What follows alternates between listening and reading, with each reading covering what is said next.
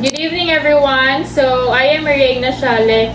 So karon no mag-answer mig mga questions about sa Christian. So our topic is faithful conversations. So before that, I would like everyone to introduce themselves, no. So first is ako. Ako di ay si Maria Ignaciale B. Amora. So It's Jillian May Amora. Hi, my name is Nova. Good evening everyone, my name is Rose. yeah, what a beautiful ladies. Kanina side, mga boomers sila, then kami is Gen Z. So, what are the perspectives of different generations? So, first question is, what inspired you to become a Christian, and how has your faith impacted your life? The first that will answer our question is the sa lain na generation, no? So, Miss Nova. Nakapa-inspired sa kuha for being like Christian kay kabalo ko nga when I receive Jesus Christ as my personal Savior and kadtong nadungog na ko ang iyang word of God na kanang the more ka nga ma-fail or makakommit og mistakes is the more ka nga mo samot nga mo go closer sa Ginoo. So na-inspired ko beyond ana nga mga words sa Ginoo, na inspired ko pa og maayo kung being a Christian nga whatever everyday na ko nga life, whatever happens, the more ko nga nagatawag sa Ginoo, dili man siya makita pero in my heart and in my soul and in my mind kabalo ko nga ang Ginoo naagyod sa ako ang nagpulit despite sa ako ang mga failures.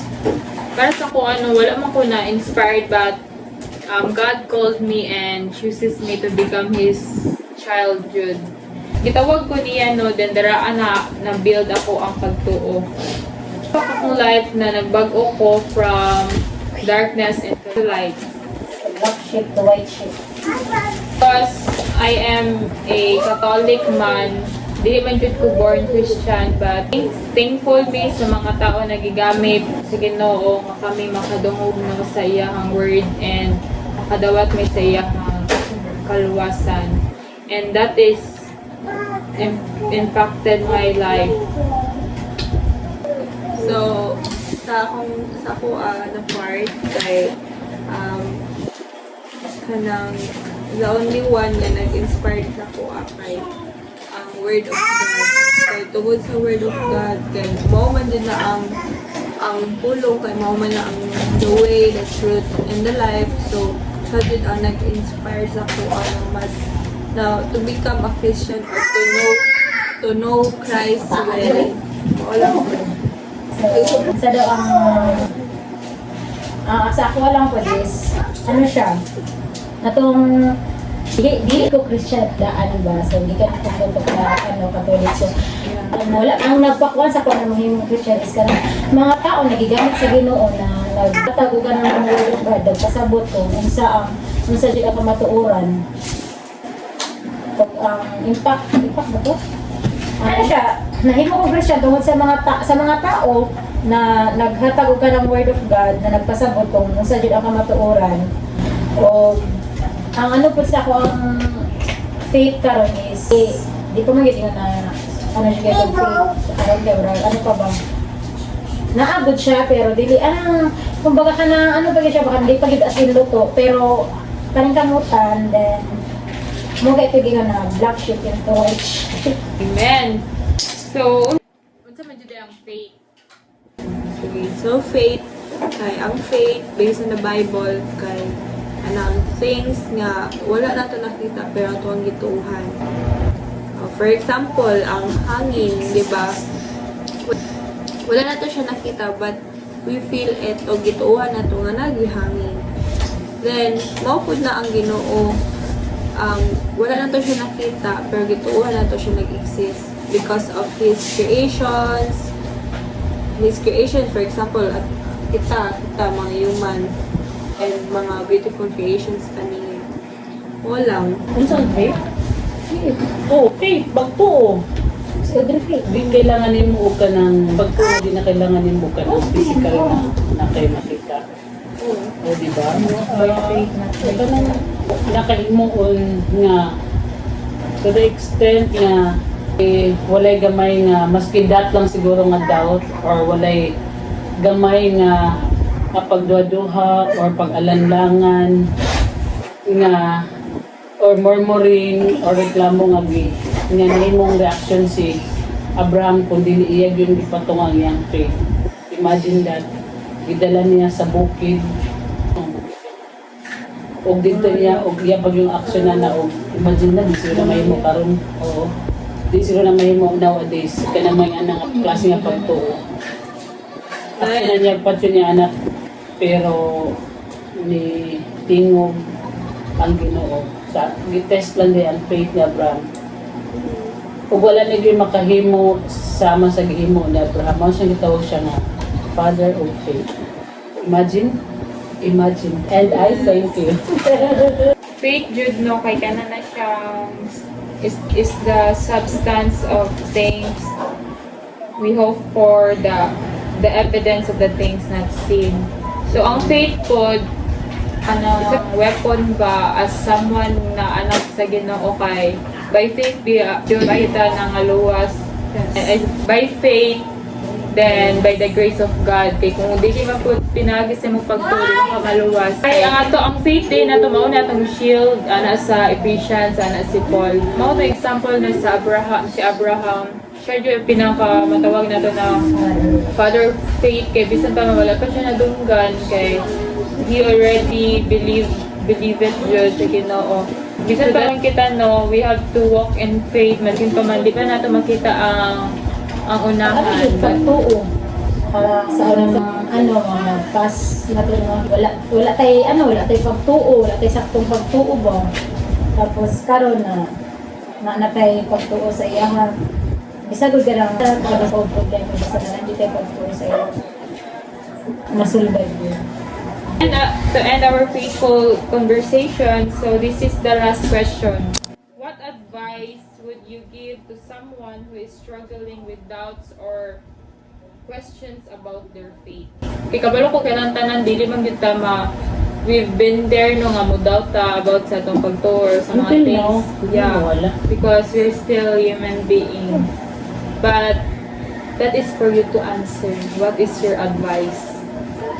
Ano lang yun siya, kanang dili, mga lagad dito sa Ginoo, kanang dili dito yung duha kay, syempre, wala kayo yung duha ang ato, ang yung dalawasan na gihata gali kayo, ang gali sa duha gali, dalawas ng gata niya. Ano ba yung tao pa man dito ka, pero dili lang ka mag-doubt sa ato ang pagtuto. Kung ma-advise lang yun sa mga nagduha-duha or na-doubt about their faith kay hypocrite na po kay tawag mo yun nga wala gyud ta nag-doubt diba in itong first time nga kuan na nakoy deep relationship sa Ginoo or knowing him nako sa stage na knowing him kay nagduduha gyud ko ato but then ako lang gid ma-advise sa mga nagduha-duha diha kay seek the truth lang gyud og which is ang truth kay makita ra gyud diha sa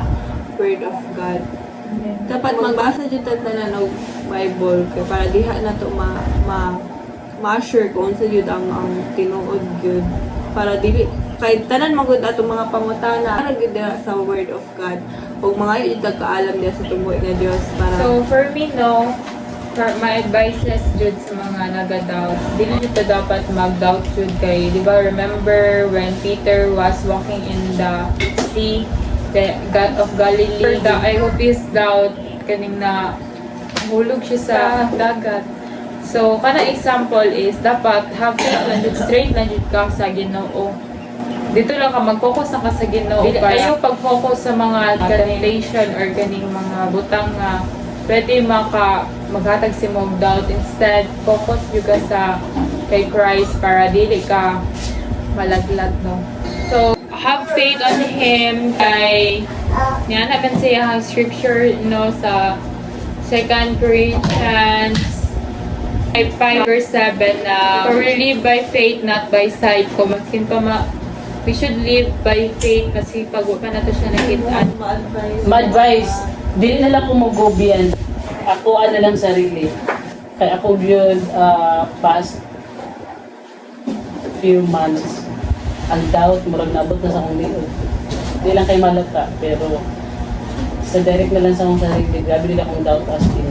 Di na lang kumonto sa laing tao, isang ko lang ang sarili.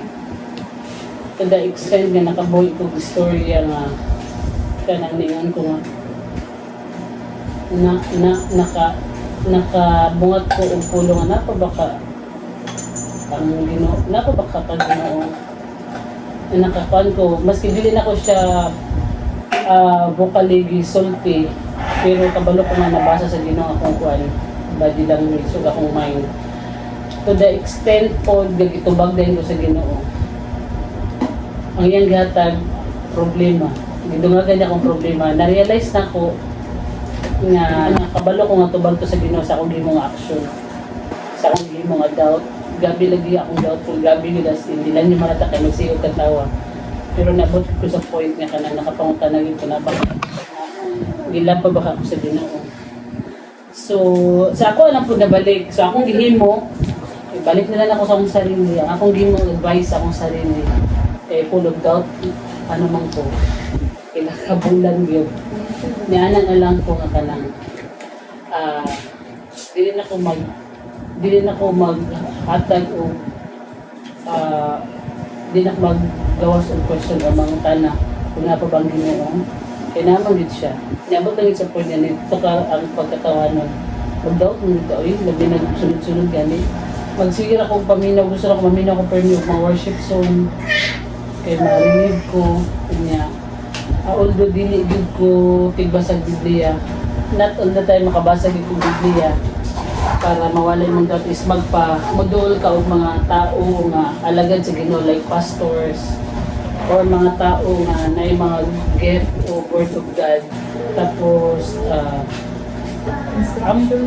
kung mga kanang ipan kanila ba counseling ba o sana mag-mentor sa imo ba.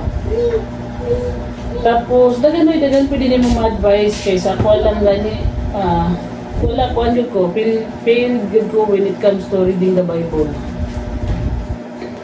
So good gani. Tapos pero pasalamat ko kanay mga pastor na to nga nagawali through online via online. Bisaya pa yun. Bisaya di pa yun nato paminawan. I-scroll up lang. Scroll up. O, kanang mga chances ba nga imong gina-ignore nga makahatag na sa imo. Mga advice naman dagan kay maduog. Labi na ka Pastor Dudo. Example lang gini ng sarili kay wala exempted. No one is exempted sa ato nga makaagid dito mga doubtfulness ng mga kuan. Mabito na akong linya karon. Ako na ako mag-decide para sa akong sarili.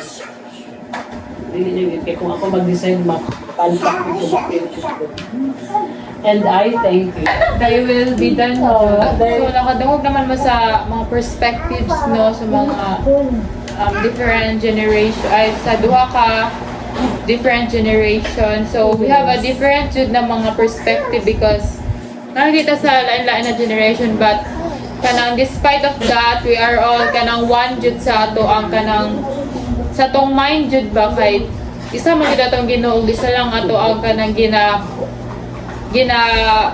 ginasubay mo ng Word of God. So, to conclude, no, salamat sa Word of God nga naguban ka natin tanan. Salamat sa Holy Spirit. Thank you. So hopefully, maminaw mo sa mua. So, basi madungagan mi or makulangan, but then mapadayon ang amo ang episode. So, thank you everyone for watching. Please like, follow, and subscribe to our channel. Press the bell button. To God be the glory. Bye-bye.